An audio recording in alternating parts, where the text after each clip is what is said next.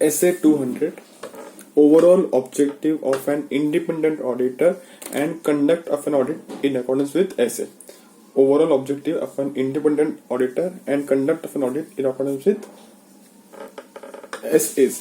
तो फर्स्ट यहाँ पे है about the objective to obtain reasonable assurance the financial benefit of motivation to give to express an opinion thereof and to express and to report on financial statement. Overall obtained reasonable assurance and to report on FS. Next is definition of fair presentation, compliance framework. ठीक है. First important paragraph is professional skepticism. So being alert includes questioning mind, being alert to a conditions indicating possible misstatements due to errors or frauds and critical assessment of audit evidence. तो उसमें important points क्या है देखो.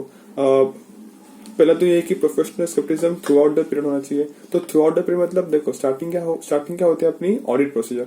तो audit procedure में circumstances indicating need of audit procedures in addition to those required by SA. तो पहला audit procedure. Second audit procedure करके के लिए हम मांगेंगे information. So information that brings the knowledge about the possible information that brings into question the reliability of documents and responses to inquiries to be used as audit evidence. तो audit procedure, the information. Third is audit evidence. इससे मिलेगा अपने को audit evidence. So audit evidence that contradicts with the other audit evidence obtained. And last one is conclusion. Last one is audit evidence अपने को बोलता है कि भाई ये frauds है. The conditions that indicate possible frauds. तो this was professional skepticism. Next is professional judgment. Professional judgment हम लोग बोलेंगे. Professional judgment एक स्टेप में पूरे ऑडिट में हर एक स्टेप में लगती है. बेसिकली प्रोफेशनल जजमेंट हर एक स्टेप में लगती है. पहली स्टेप इज रैप मतलब assessing the risk of material misstatement and deciding the materiality.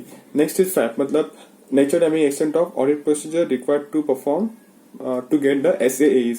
So first RAP then FAP फिर आता है audit evidence. Evaluating the audit evidence whether they are sufficient and appropriate for the purpose of audit. So पहले RAF, FAF, audit procedure and फिर उसके basis पर बनाएंगे conclusions. So drawing a conclusion about from the audit evidence obtained, like reasonableness of the estimates made by the management. इसमें होता है judgment. और क्या पे होता है about management estimation. So evaluation of management's judgments in applying the entities applicable FRA. तो judgment में अपना एस्टिमेट और जजमेंट ये दो वर्ड तो आने चाहिए. और बेसिक में हर एक स्टेप में होता है वैसे रैप फैप audit evidence drawing conclusions. Next inherent risk. What is audit is the risk that auditor express inappropriate opinion with the financial statements of material misstated. Inherent risk क्या है छोड़ दो.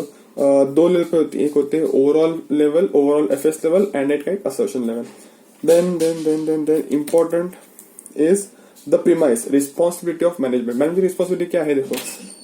for preparation and management खुद बनाएगी FS. so for preparation and the presentation of financial statement ये जवाबदारी उनकी है.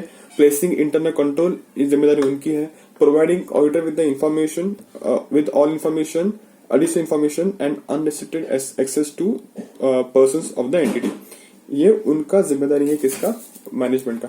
Then inherent limitations. Inherent limitation बोलते हैं पहले बोले कि भाई साहब can't reduce the audit risk to zero. There are certain inherent limitations due to which auditor cannot give absolute assurance.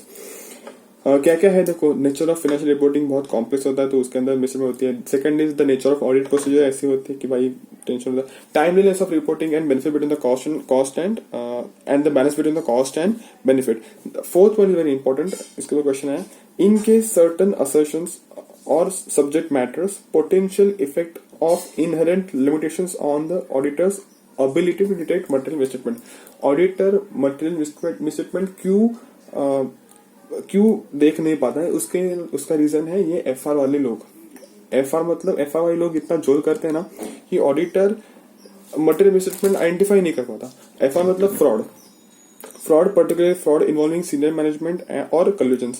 FR आ सकते हैं RP transactions. So the existence and completeness of RP relationships and transactions.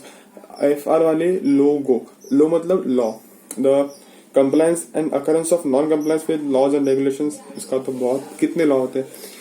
go मतलब going concern, the future events or conditions that may cause an entity to cease to continue as a going concern. तो future में कुछ ऐसे events होते हैं, uncertain events होते हैं जिसके वजह से गोइंग कंसर्न अफेक्ट हो सकता है. So these are something certain assertions, subject matters, और these are the potential effects of inherent limitations of the auditor's ability to detect material misstatement.